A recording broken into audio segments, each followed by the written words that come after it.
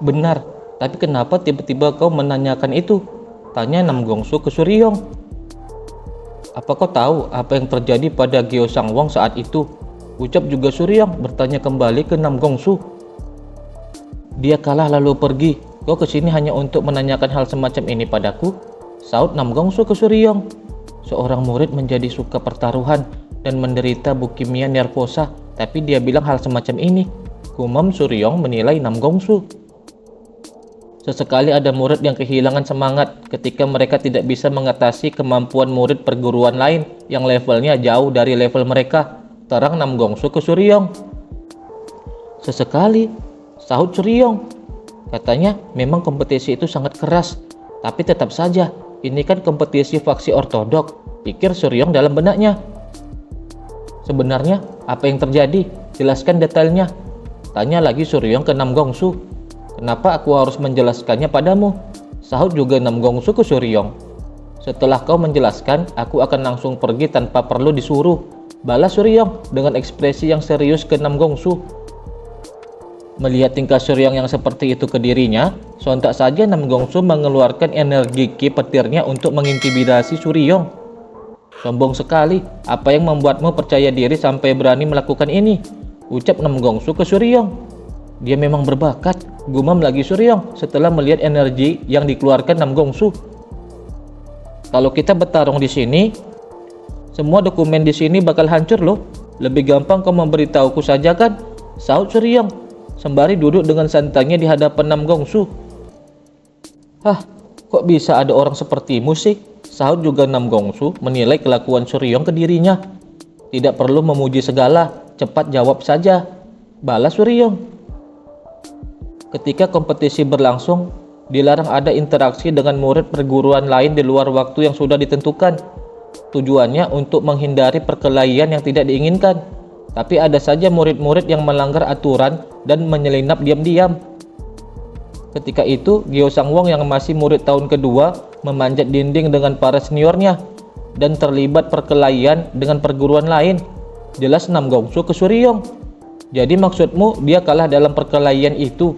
Tanya lagi Suryong memperjelas penjelasan Nam Gongsu. Meski dia kelihatannya sedikit terkejut, fisiknya baik-baik saja. Lanjut jelas Nam Gongsu ke Suryong. Tunggu dulu, ceritamu sedikit aneh. Apa kau melihatnya sendiri? Tanya lagi Suryong ke Nam Gongsu. Aku ada pertemuan klan hari itu dan ada guru lain yang menggantikanku. Sepertinya dia teler hari itu. Jawab Nam Gongsu ke Suryong. Siapa dia? Tanya Suryong. Pong Jinho. Jawab lagi Nam Gongsu. Mendengar nama itu, seketika ekspresi Suryong menjadi datar.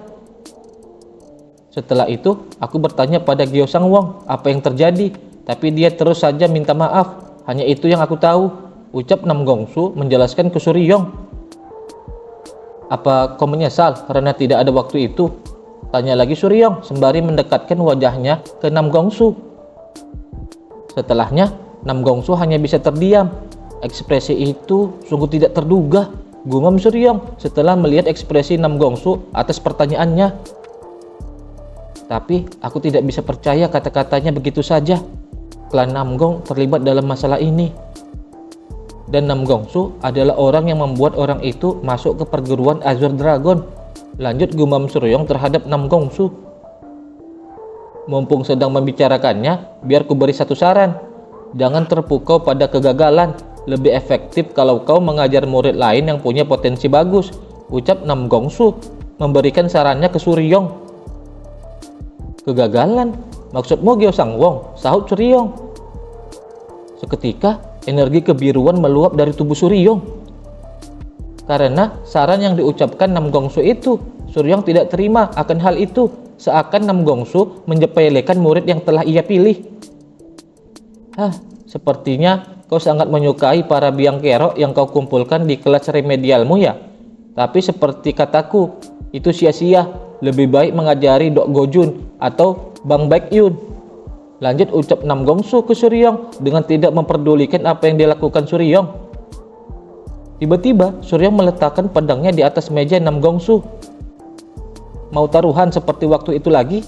Kita lihat apakah murid-murid di kelas remedial itu kegagalan atau bukan. Aku mempertaruhkan pedang ini. Apa taruhanmu? Ucap Suryong mengajak Nam Gongsu bertaruh. Kau sangat tak tahu diri ya, sahut Nam Gongsu. Sontak saja sorot mata mereka berdua beradu dengan saling menantang antara satu dan yang lain. Kemudian Nam Gongsu pun meredam emosinya. Sudahlah, aku tidak mau buang-buang waktu, ucap lagi Nam Gongsu ke Suryong. Oke, sahut juga Suryong. Sebelum Suryong meninggalkan tempat itu, tiba-tiba Nam Gongsu memanggil Suryong. Karena aku sudah menjawab pertanyaanmu, biarkan aku bertanya satu hal padamu juga, ucap Nam Gongsu ke Suryong. Apa itu? Tanya Suryong. Kenapa kau mau mengajar kelas memahami pertarungan melawan faksi ortodok? Ucap Nam Gongsu bertanya ke Suryong. Oh itu, sahut Suryong. Namun tidak dijelaskan apa yang Suryong jawab ke Nam Gongsu. Kemudian scene pun berganti di situasi Sang Wong yang terlihat telah ditemani oleh Soyuk. Saat itu terlihat Sang Wong sudah terbangun dari tidurnya, yang kemudian dibawakan air minum oleh Soyuk. Guru memintaku membawamu ke kediaman naga putih kalau kau sudah bangun, terang Soyuk ke Sang Wong. Aku tidak mau ke sana, sahut Sang Wong ke Soyuk. Apa? Ucap Soyuk kaget ke Sang Wong. Kau harus ke sana, ayahmu juga menyuruhmu, terang Soyuk lagi ke Sang Wong. Aku takut belajar bela diri, terang juga Sang Wong ke Soyuk. Apa ini hanya pembicaraan tuan pada budaknya? Lanjut ucap Sang Wong dengan sedikit bercanda ke Soyuk. Waktu aku masih murid tahun kedua, aku yakin aku bisa menjadi pendekar bela diri terkuat di dunia. Kompetisi bela diri surgawi itu hanya batu loncatan buatku. Di malam ketika aku tiba di lokasi, aku merasa hebat, jadi aku menyelinap keluar. Dan ketika itu, aku bertemu dengan dua murid perguruan bela diri surgawi.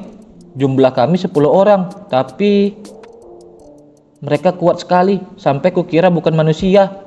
Itu pertama kalinya aku merasa sangat takut karena mengira aku akan mati.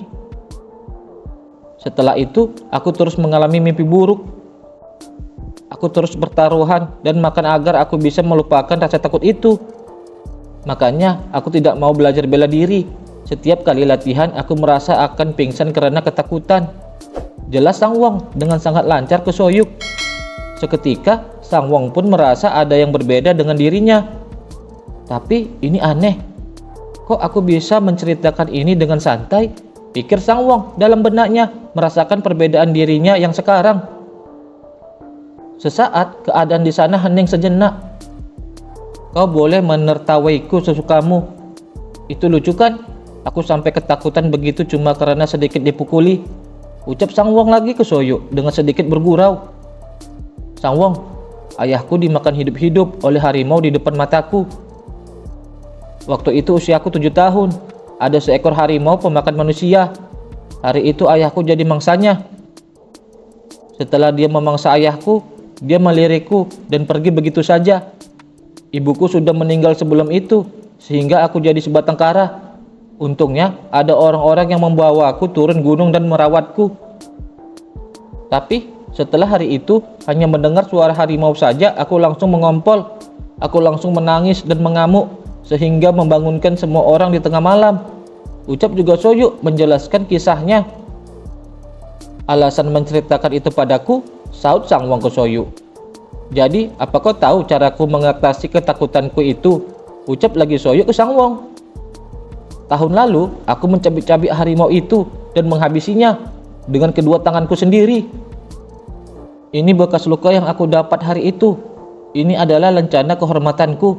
Meski setelah itu temanku menuangkan banyak ramuan sampai rasanya mau meninggal. Maksudku, aku sama sekali tidak berniat menertawakanmu karena aku sendiri masih bermimpi tentang harimau itu. Lanjut ucap Soyuk ke Sang Wong. Apa yang kau lakukan ketika memimpikannya? Tanya Sang Wong ke Soyuk. Apalagi, aku pasti selalu menghabisi harimau itu. Kau juga pasti bisa melakukannya. Jelas Soyuk menjawab pertanyaan Sang Wong juga memberinya masukan. Ayo kita pergi. Lanjut ucap Soyuk ke Sang Wong sembari membantu Sang Wong berjalan dengan memapahnya. Tunggu dulu, kemana? Tanya Sang Wong ke Soyuk.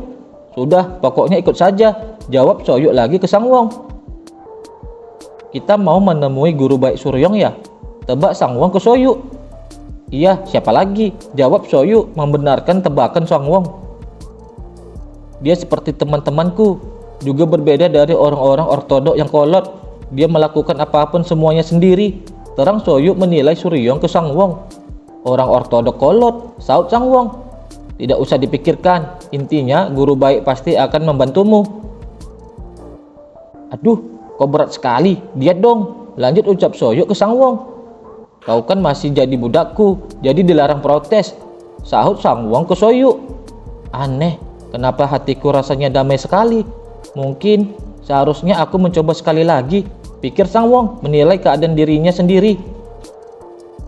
Beberapa waktu kemudian, mereka pun tiba di hadapan Suryong. Aku sudah membersihkan penyimpangan energi tubuhmu.